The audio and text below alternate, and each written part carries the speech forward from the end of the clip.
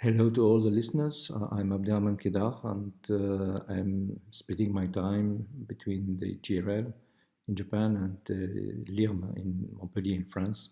And I will be speaking on humanoid robotics in manufacturing and services. So this slide shows a collection of my choice from many existing humanoid platforms, reflecting a large part of key players that can constitute potential providers. From left to right, the first line you have the two Honda humanoid robots, then followed by the four Kawada humanoid robots developed conjointly with the IST. The three others are the Toyota Partners robots, the two UBOs, and in the second line we have the Feather from the Russian Federation, the humanoid platform from the BIT. Recently, Agile Robotics has also evolved the Cassie into a service humanoid robot. Then the Valkyrie and the two Boston Dynamics, the German DLR Toro and two PAL Robotics, followed of course by those of SoftBank Robotics, but as you may have heard recently, SoftBank Robotics has stopped the production of the Pipper. In manufacturing, humanoid seems to find the path into some target applications such as large-scale manufacturing, specifically for tasks that has non-added value for the workers, and also in some applications where the humanoid robot could play a collaborative human partner robotics, and this is, for instance, the case in shipyards and also building construction. So in all cases, anyway, the main ingredient would be to have in this environment a very robust walking. Multi-contact technology seems to be a key feature to develop on humanoid robots, whole body control, and multisensory for localization and manipulation. So semantic perception is important in these environments. So the performance need to be those basically of industrial robot. It means a robust hardware, but also in the case for humanoid, modularity would be a key feature also to embed the systems. It means by modularity, I mean the robot that can change some aspects very quickly. Now I will be speaking about our first industrial use case. It is in aircraft manufacturing. So because of the large variety of working spaces inside and outside the aircraft and their physical design and constraints, because of the necessity to share such spaces with human workers, traditional wheeled, ported or fixed base robots are not possible to deploy in all the areas of the manufacturing. The cockpits and the aisles, for instance, are narrow, confined, or cumbersome working environments. The cargo area is not flat, as you could see here. Okay, and you could see here the cockpit, for instance. Besides such space, this position would ask for the physical demanding, as you could see here, and here, and here, postures in many places, and many tasks are identified with non-added value for the worker. So the good news here is that in the aircraft, the environment, everything in the working space and in the environment have known full CAD modeling, which means that most of the approaches in robotics in terms of planning or control that use model-based approaches are suitable, okay, in this context. Robotics and humanoids in aircraft manufacturing is, of course, to help workers. Human working environment is divided in two categories, high added value tasks and non-added value tasks that are thought to be done by the robot. So these non-added value tasks are elected because they are dangerous for the human worker. They present some risks for health. They are for some agreed by the trade union and cartel, require higher precision, less dexterity, and they have higher repetitive strain injury risks. So in this video on 21st of February 2019, we have made as the final stage of the Humanoid European project, the final demonstration.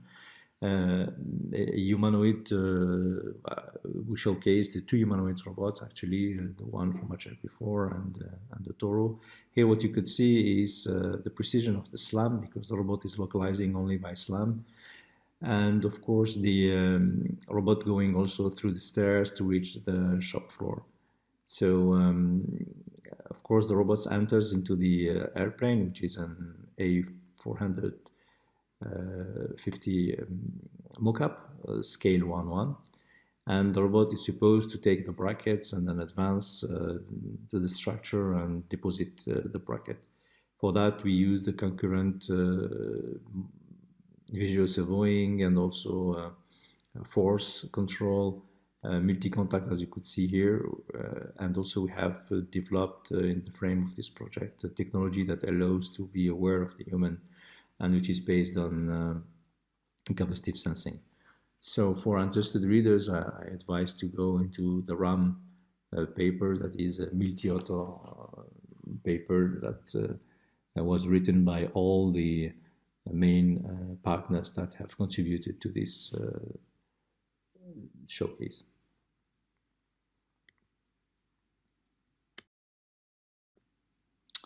So like there is, if you remember one of the slides when I presented the use cases of the worker inside the aircraft, this person who was entering this narrow space, we have been given also another example outside this humanoid in a bilateral joint project, the possibility to showcase a robot that can enter similarly space and then start to do torquing.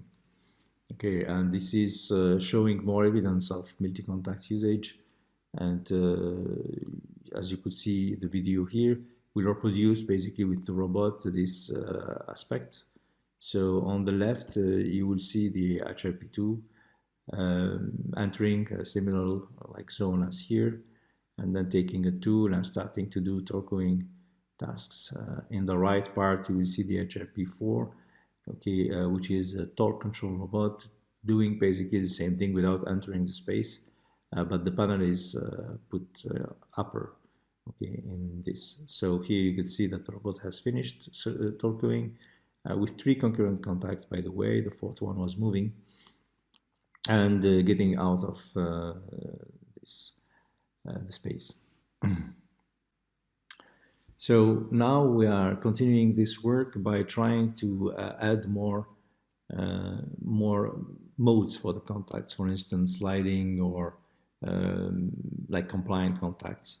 So there has been some work for compliant contacts. We started to do sliding, or the question is how we can program humanoid to be capable of doing both sliding and also sustaining contact at will. And this demo shows, in fact, a system where we choose with the HRP4 to make at the same time fixed contact and moving sliding ones under control, of course. And here you will see that the robot adjusting the COM is really important all along the task, to be sure that it is helpful not only to balance the robot, but also to contribute to the forces that are applied, okay, or that are necessary for sliding. This work is also published in RAL. So you could see also here that the sliding could be done even with the feet, okay, and you could see that of course the contacts are non-coplanar for the left, right, and feet, okay, of the humanoid robot. So obviously for all the contacts we give desired applied forces in the normal direction, and the robot has to figure out with respect to the coefficient of friction that is in fact estimated online, what are the remaining what are the tangential forces that need to be applied on the surfaces. So another important point that we think is need also to be studied carefully is the impact, and the humanoid robot to be aware of the impact and how we could use the same control framework basically to make sure that we can go, if we know the constraints that can be applied on the robot, how we can generate the highest possible impact of the robot against the wall without falling, of course, and without destroying the robot. So in fact, our control framework, which is a task-based TP control, has been enhanced with the possibility to integrate both constraints on the impact. These constraints are dictated, of course, by the actuators and also the joint, the G ratio, high possible impact that they could absorb, and also how we can make sure that when we do impact awareness, okay, the robot is still balancing and it's still, of course, doing the tasks. So, in fact, we are here interested by developing the research that allows high motion, but considering the possibility to go into contact with non-zero velocity. This is the only way that you could do like very high speed tasks in general, like swiftly grabbing a box, okay, without stopping. So you could see this work. It is unpublished yet. It's already put on archive by Yuchuan Wang.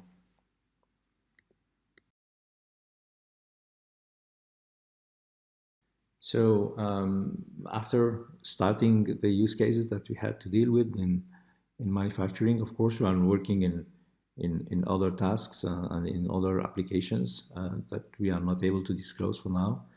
But for Humanoids Services, here I will speak, of course, about one use case that we worked on. But the main target applications for Humanoids Services are receptionist guides, education, domotics and frail persons helpers, and cobotics in general. So the main ingredients here are safety, of course, that is paramount, high cognitive capabilities, high human-robot environment, interactivity, high semantic perception capabilities, and 100% reliable AI. The performance are the same as for the manufacturing, but of course with different shapes and different tools.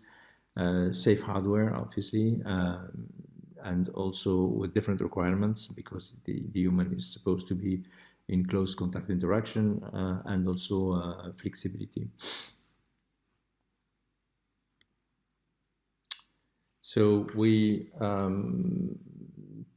started the work in collaboration with SoftBank Robotics and how to sustain autonomy for frail and aging persons. Because there are also, like in industry, non-added value tasks, but this time for the nursing.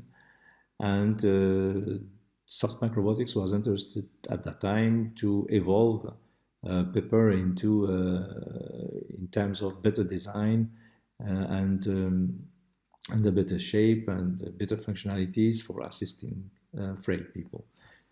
This could be, of course, shown here, okay, in this picture, where the robot could probably help.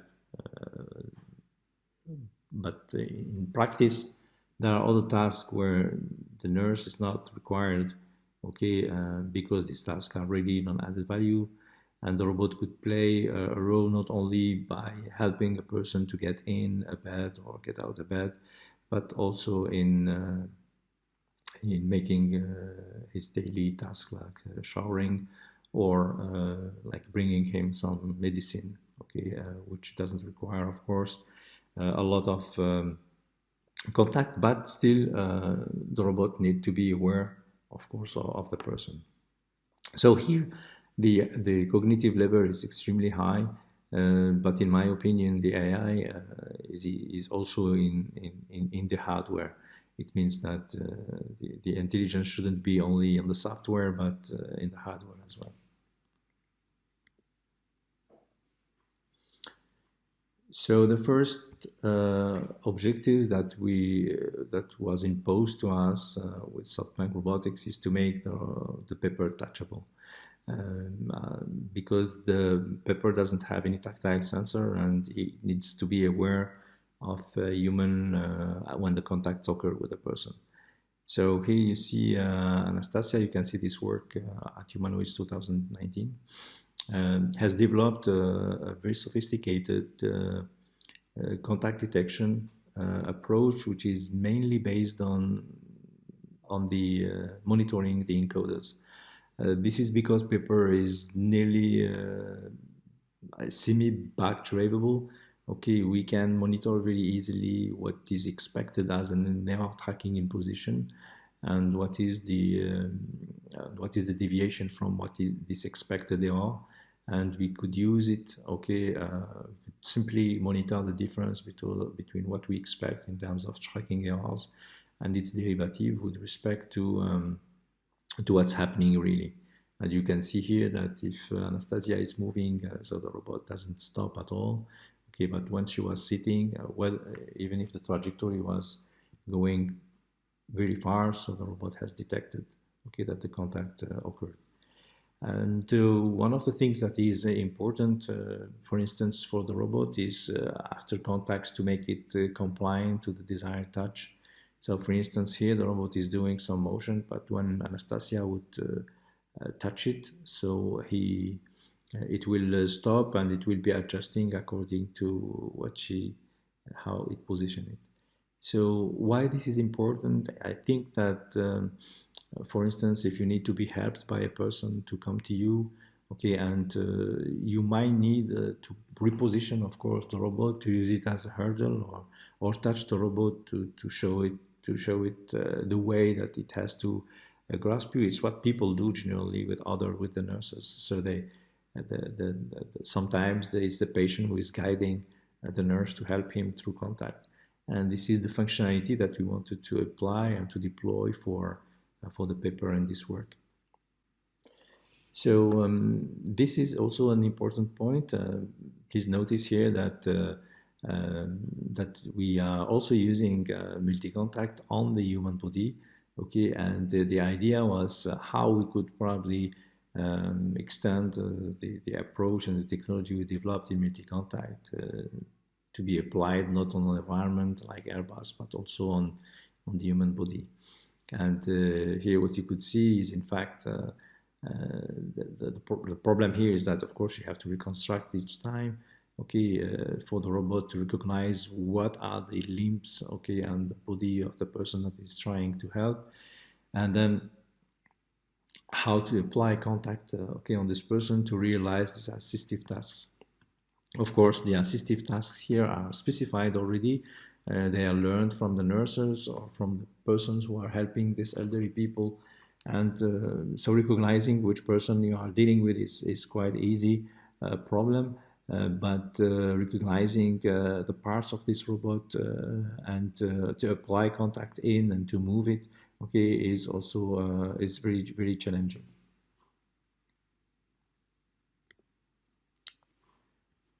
So here you could see two of the demos, okay, that we showcase. They came concurrently, of course, with this outbreak, so it makes more sense. So the robot that is trying to navigate with the person, we use benefit of the Kinect Azure here, which is already embedded with the human recognition. The problem with this human recognition, posture recognition, posture pose determination of the Azure Kinect camera doesn't work really reliably when the robot is close to the person. So we use the fish eye, and you could see here on this video the same task where the robot has to approach a person, okay, to try to contact with it. So the contact, I mean the spots where the robot has to apply contact in the body are predetermined. And the only thing that needs to be done is that the robot go to the person, show the person what it wants to do, and as you could see, the tracking is not really good, really reliable. Sometimes it's lost, so it's extremely hard to put it in a closed loop control. okay, and to rely on it. And this is the difference between like AI approaches and when it comes to makes this working on the real robot. So, in my opinion, one of the most challenging now research is to make sure that you are able to track the human body, okay, in close contact interactions with a person in a 100% reliable fashion, and rapidly to be embedded, okay, in the controller. So I wanted just to make a small comment on this. All the demo that you have seen, all of them, are made in fact by one software framework. So it is the same software framework that apply for the HRP, for the paper. We are also applying it for simply arms, and it consists on tools, okay, which are dealing mostly with the math, okay, and how to build a dynamic and kinematics approach of the robot, and of course how to define the tasks in the task space, and how to formulate these tasks into a two-level QP based control. And then everything is unified in the way that you determine the task. I mean, all the tasks that are templated, okay, and they can just straightforwardly be used. In fact, the approach that we have is simply to think of the control as you are programming. So basically, you have like basic instruction that we called for as the tasks or the template of the tasks. And this template of the tasks, you can see them also as motion primitives. Okay, and then the user need to be to assemble, of course, these motion primitives and these tasks to design a controller that is able to do very complex tasks at the end. So there are many, it's a very active software. Many people are using it. Many other labs are using it. So I invite you to, of course, to look into it and to see how we are doing and programming these complex scenarios. So I will end my presentation with this slide. So what is humanoids as future capabilities?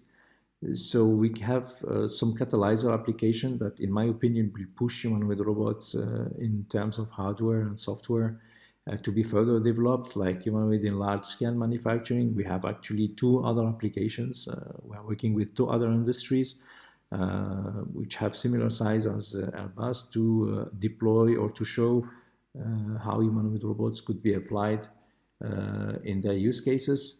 Of course, there is humanoids as human assistants. I think this is a very challenging point. We are working also in another, yeah, I can see it's a company, but it's a research institute of this company to work specifically on this approach, on this topic, sorry. Of course, you have humanoids in entertainment, reception, in military applications, and in disaster applications. There are also two other projects which are probably catalyzing also and pushing forward the use of applications of humanoid, namely the avatar, the ANA Avatar X Prize, where the finality is to design an avatar that you could control at a distance with very sophisticated telepresence feedback technology.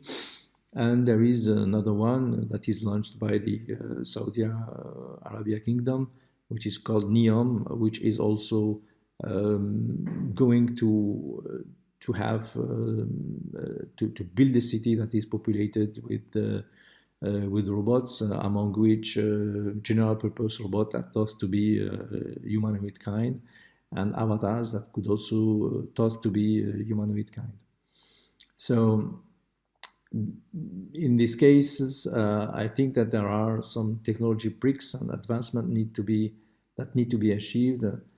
Clearly, more reliable hardware, multi-contact combined with agile dynamic motions, multimodal advanced perception, robust walking and falls, but also auto-learning. It's important that this robot be able to learn by themselves, okay, things that I observe. And for this, I will stop my presentation. Thank you very much for listening.